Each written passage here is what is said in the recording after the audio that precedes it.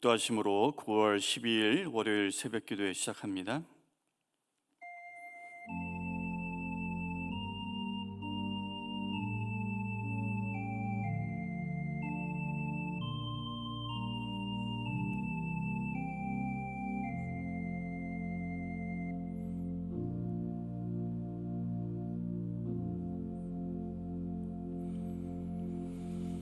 좋으신 하나님, 한 주를 시작하며 월요일 아침 주님께서 은혜 주시고 믿음 주셔서 주님 앞에 예배자로 나올 수 있도록 인도해 주셔서 감사합니다.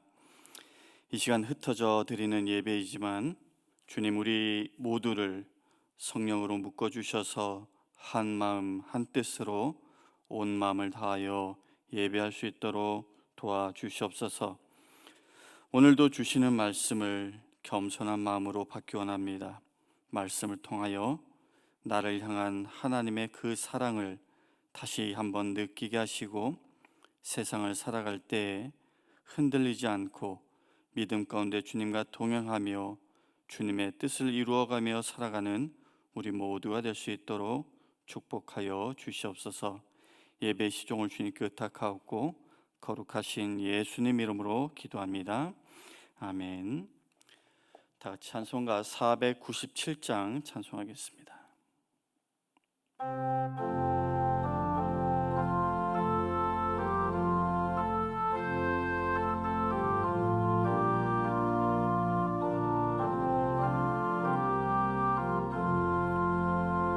주 예수 넓은 사랑 그 크신 은혜를 나 힘써 전파함은 참 기쁜 일일세.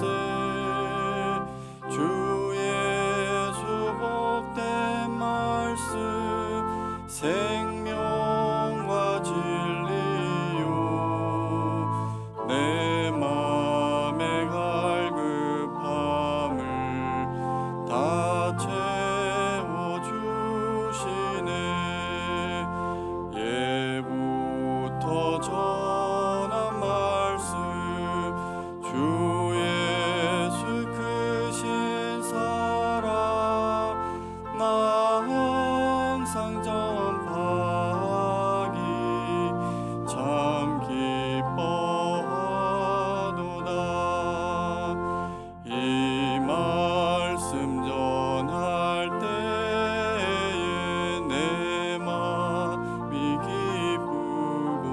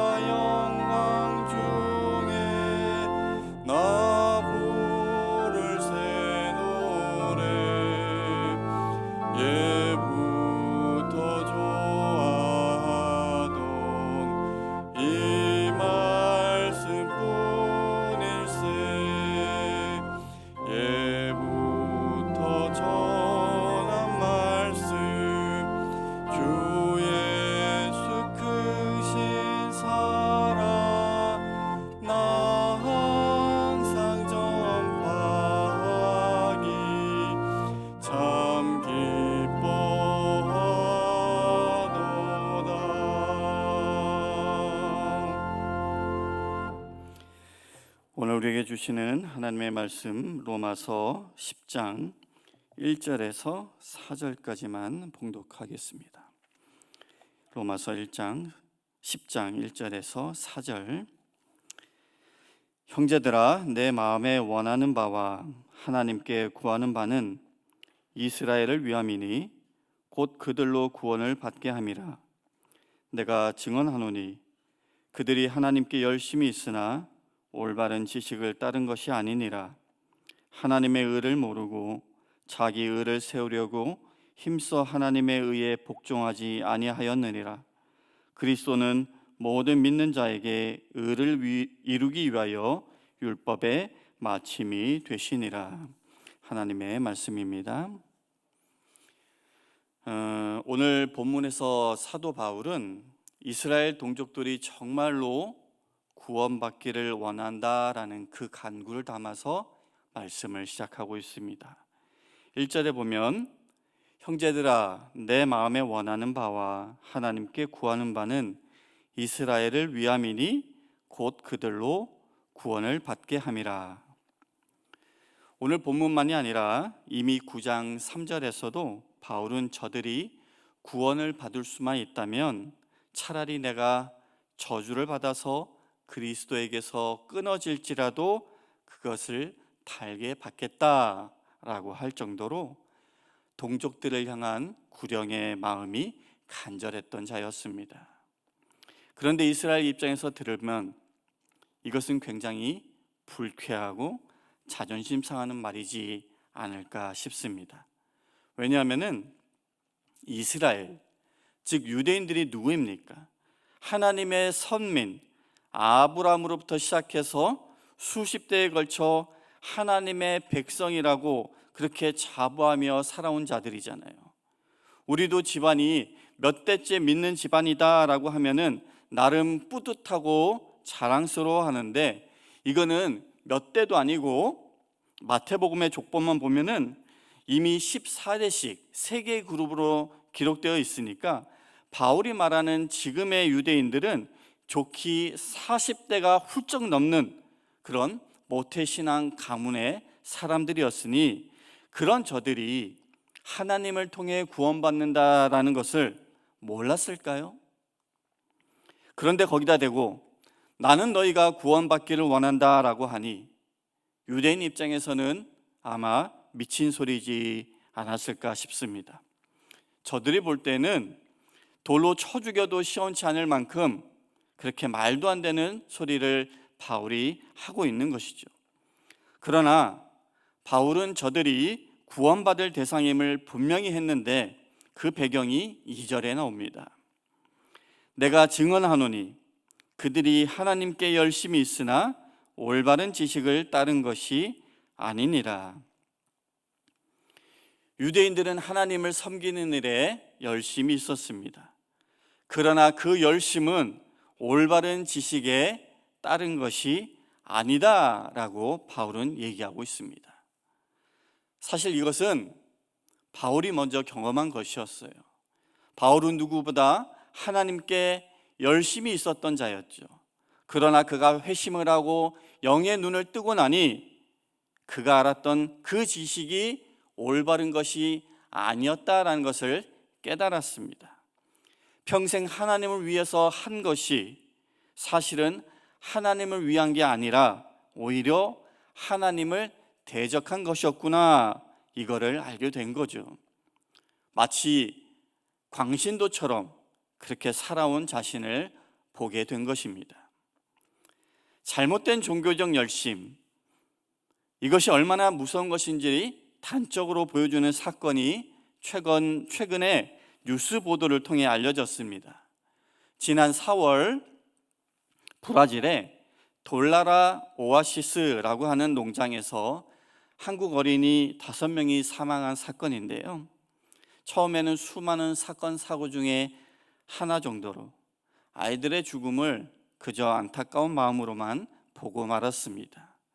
그런데 그 이후에 일종의 추적 보도식으로 그 돌라라 오아시스라고 하는 농장이 어떤 곳인지 그것이 방송을 탔는데 그 실체가 박명호라고 하는 교주가 이끌고 있는 돌나라라고 하는 종교 단체였습니다.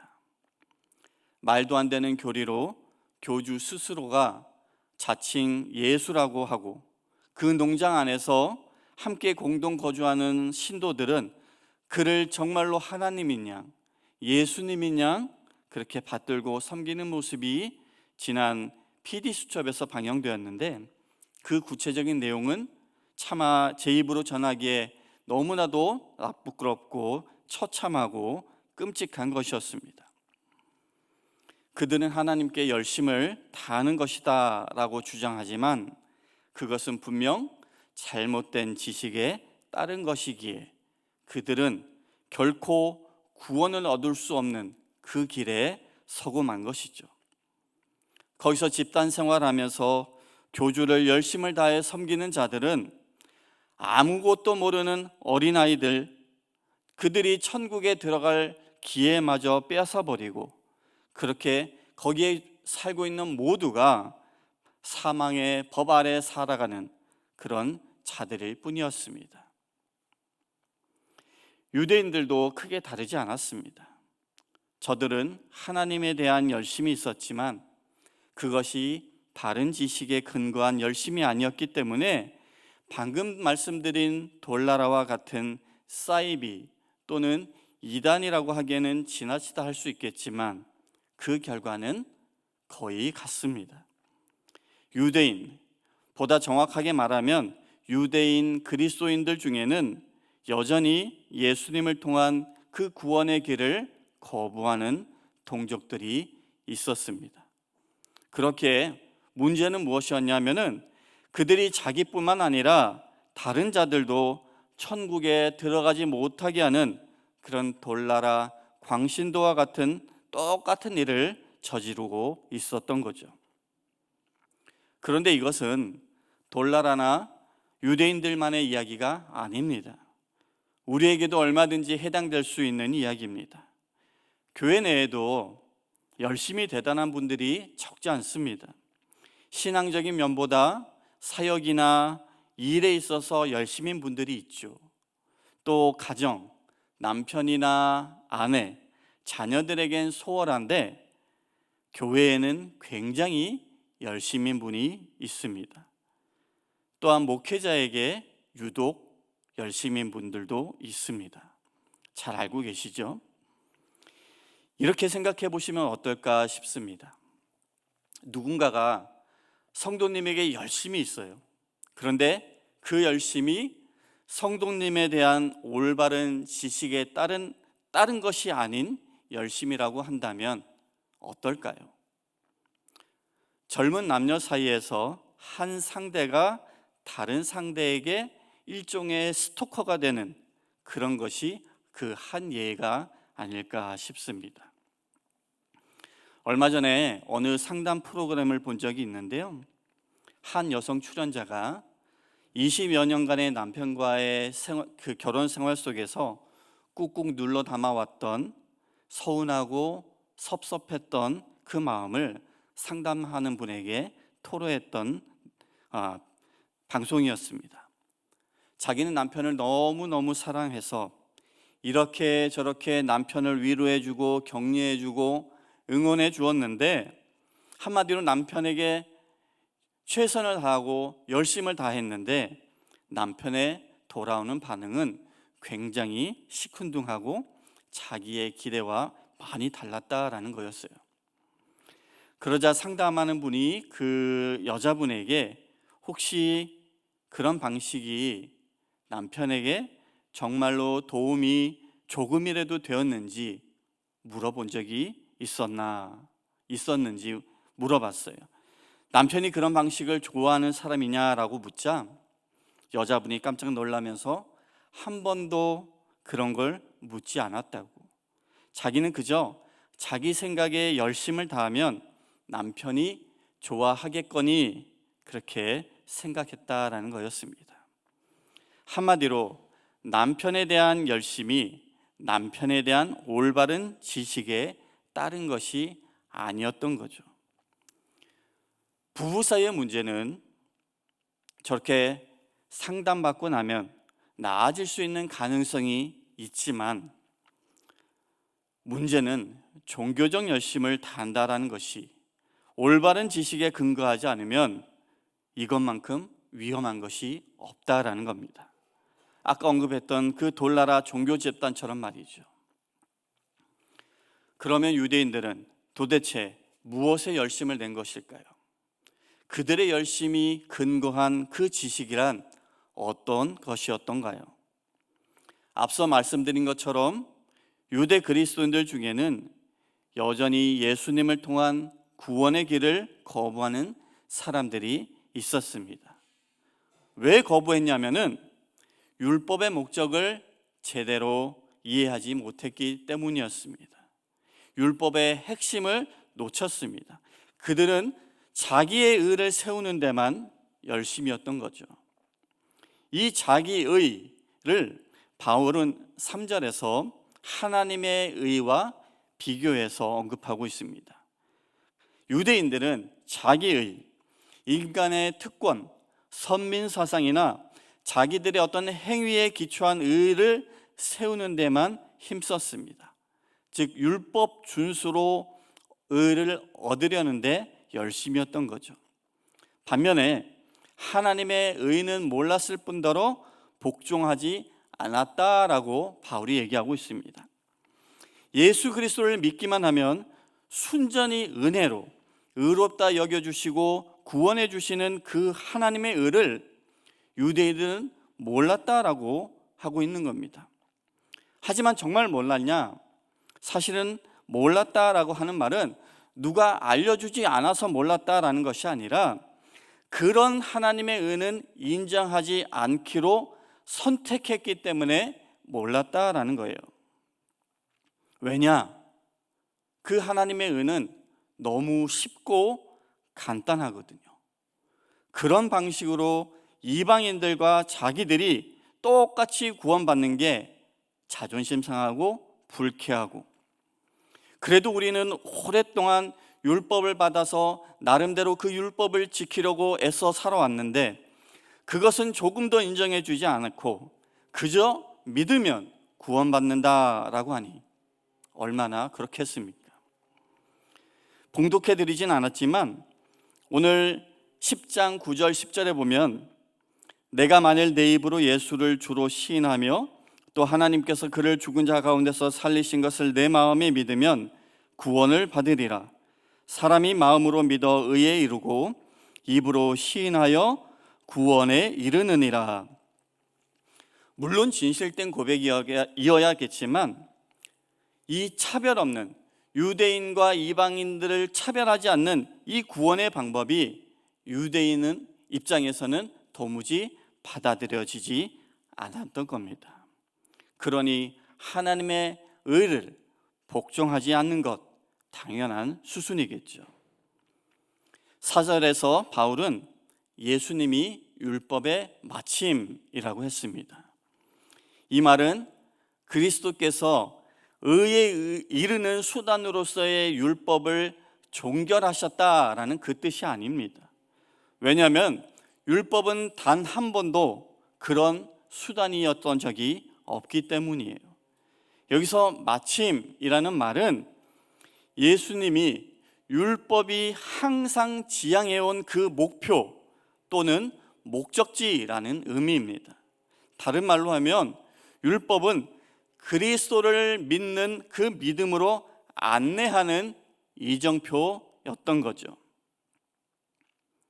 행위를 통해 자기 의를 세우려는 자는 인간적인 의, 즉 자기의 의를 세우려는 자이고, 열심을 통한 공적이 있어서 그것이 혹 구원에 아주 작게라도 기여하지 않았겠나라고 하는 것은 스스로가 심판자가 되려 하는 영적인 교만입니다.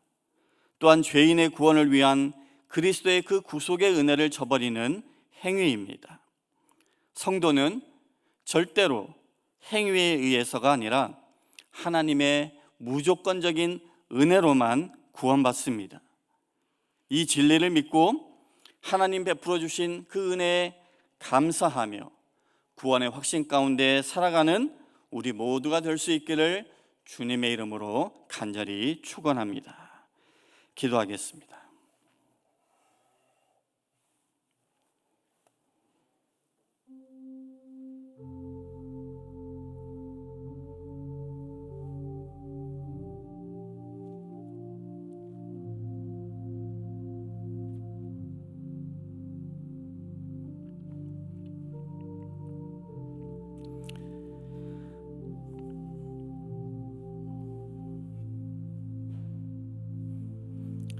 사랑의 하나님, 은혜의 하나님, 예수님을 통하지 않고 구원을 얻을 수 있는 길이 없음을 이 시간 믿고 고백합니다. 혹 열심으로 인해 자기의 의를 세우는 어리석은 자 되지 않게 도와주시고, 은혜로 선물로 믿기만 하면 구원해 주신다고 하신 그 말씀을 의심하지 않고 확실하게 믿고 살아갈 수 있도록 인도하여 주시옵소서. 오늘도 우리가 마음으로 믿는 것이 입으로 또는 삶으로 고백되어지고 증거되는 그런 거룩한 삶으로 주님 함께하여 주시옵소서.